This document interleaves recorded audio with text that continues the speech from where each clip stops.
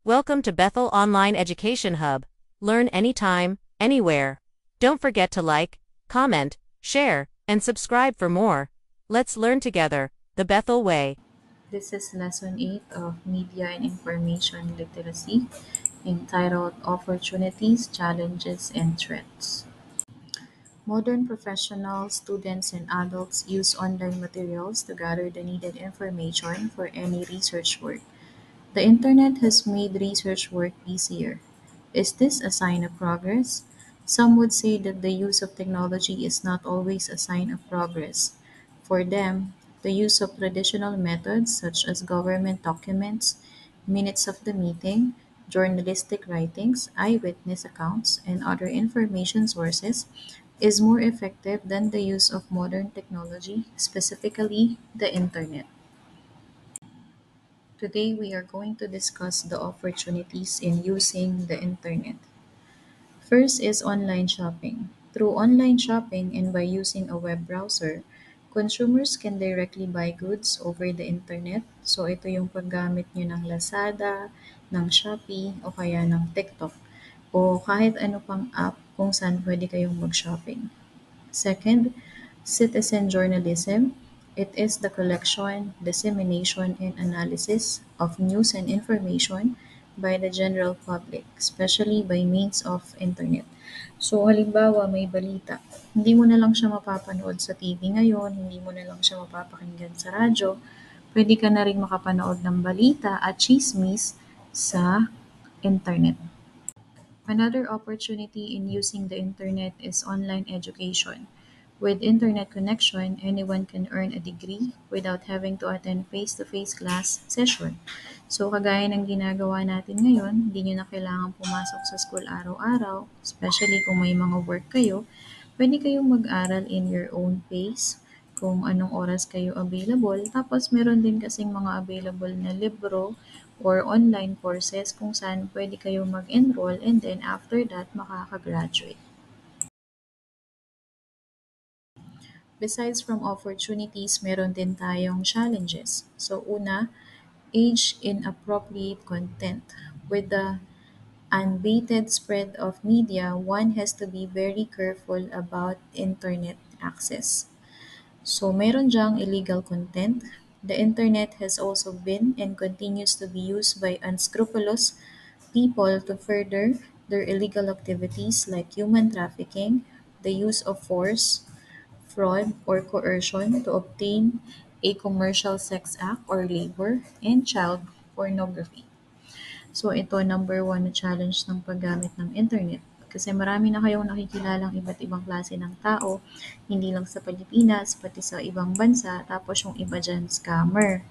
So, yung iba, akala mo nakikipagkaibigan lang sila, pero ang totoo, meron pala silang balak na hindi maganda. Kaya isang malaking challenge ang paggamit ng internet, especially sa mga kabataan ngayon. Another challenge is privacy invasion and identity theft. Data posted on the internet may be accessed and used for illegal activities. Personal information may be willing shared as pictures or text on social media or inadvertently given by users as part of such offerings as games or surveys. It is important for users to be aware of the risk before they decide to share their personal information. A way to get sensitive personal information is phishing. It is the fraudulent attempt to obtain sensitive information such as username, password, and credit card details by disguising oneself as a trustworthy entity in an electronic communication. So medyo malaking problema din 'to, identity theft, especially dun sa mga mahilig gumamit ng social media. Yung iba, super posting ng mga pictures, tapos minsan may kasama pang phone number o kaya email address, nakikita na ng lahat. Pwede kasi siyang magamit as another person's identity, tapos hindi mo alam kung saan ba nila siya gagamitin. Or kagaya nung halimbawa, may mga prompt or may mga links kayo na nare-receive tapos kapag inopen nyo yun, matik na yung mga information nyo na nakalagay sa social media o kaya sa kahit anong app ay maa-access na nila.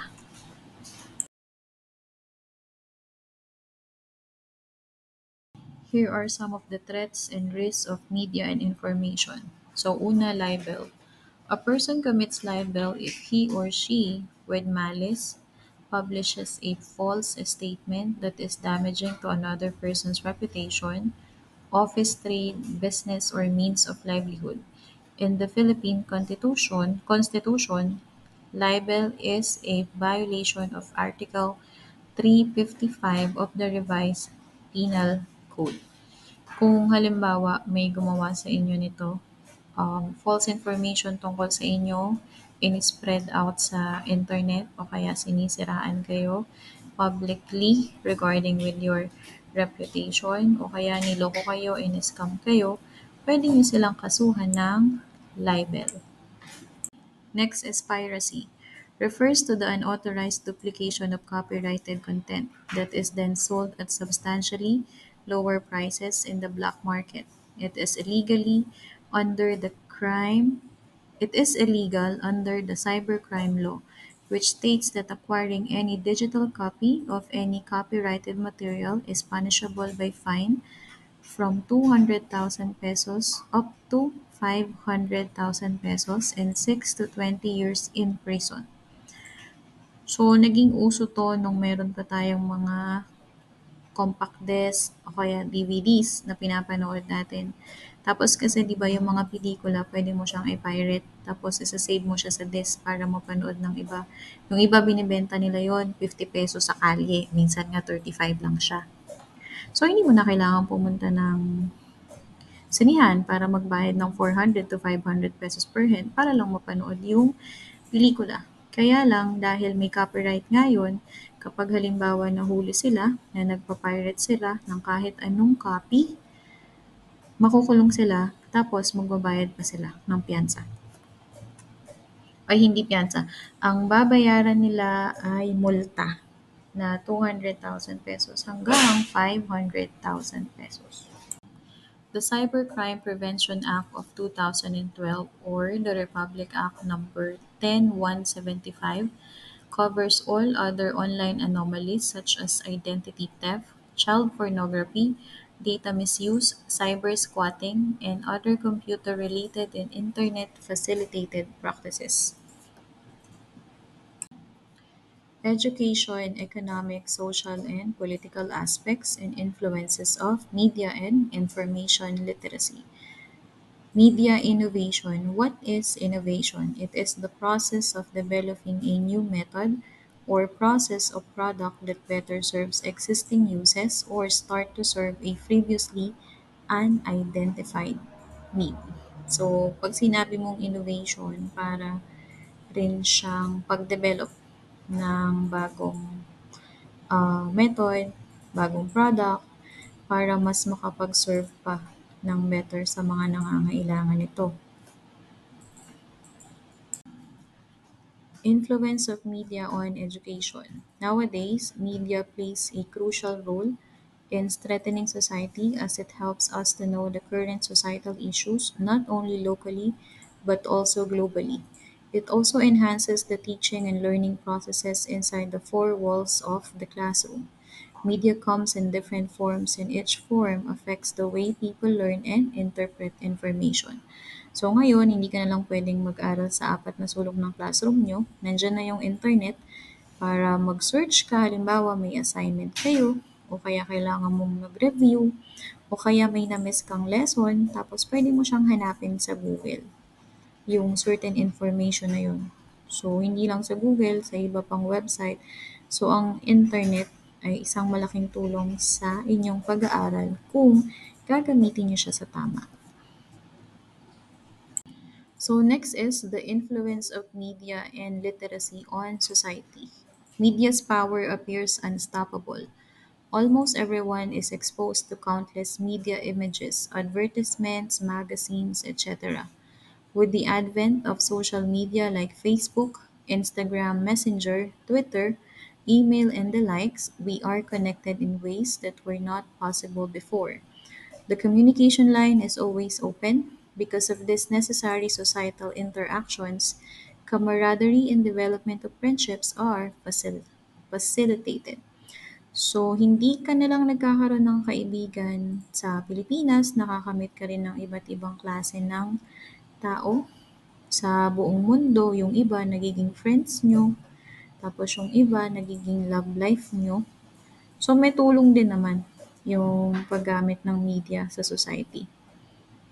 However, kung meron man siyang positive impact, meron pa rin siyang negative impact. Economic influence of media. So, the new media has made it possible for any individual to offer products and services online. The various media platforms are a means to augment people's income. It is indeed true that the new media affect the economic progress and stability of the country. So, good example dito is yung online shopping. So, 'di ba yung mga tindahan na 'yan dati vini-visit lang 'yan minsan or madalas kailangan mo pang magpunta sa palengke, mamasahe para lang makapamili ka. Ngayon, since meron ng media or meron ng paggamit ng internet, meron ng tinatawag na online shopping. So, pwede na kayong mamili, Lazada, Shopee o kaya TikTok. So, yung mga items na 'to na binibili niyo online, actually nasa tindahan din naman 'yan, nasa palengke, nasa grocery store. Pero kasi mas convenient, especially sa mga Pinoy na masyadong busy, yung iba naman ayaw ng lumabas ng bahay. Kaya nagagamit nila yung internet sa pag-order-order. 'Pag naman umo-order kayo, nakakatulong kayo dun sa mga, may tindahan na nag-o-offer ng online shopping. Lastly is political influence. With the wider internet reach in the Philippines and the corresponding increase in Filipino society media users, political individuals and parties and government agencies have realized the effectiveness and power of social media platforms in terms of public communication. So, di ba, tulad nung nakaraang eleksyon, hindi nyo na lang sila nakikita sa kalsada. Pati sa Facebook, nagla-live na sila. Tapos doon na nila pinapakita yung mga plataforma nila kung paano ba nila matutulungan ang bawat isa sa Pilipinas. And then also nagkaroon na rin sila ng sarili nilang mga media. May mga pages na sila, so doon pine-present nila kung sino ba sila para mamili kayo if ever na gusto nyo silang iboto or hindi. So, yung mga opportunities and challenges and threats na to is a way for you to understand kung nakakatulong ba o hindi ang paggamit ng media and information sa panahon ngayon. However, it helps you. It depends na lang sa inyo kung paano nyo siya gagamitin. Just make sure na gagamitin nyo siya sa tama. And always remember, lahat ng sobra ay minsan nakakasama. So, dapat nasa tama lang yung paggamit natin ng media and information, especially sa paggamit ng internet.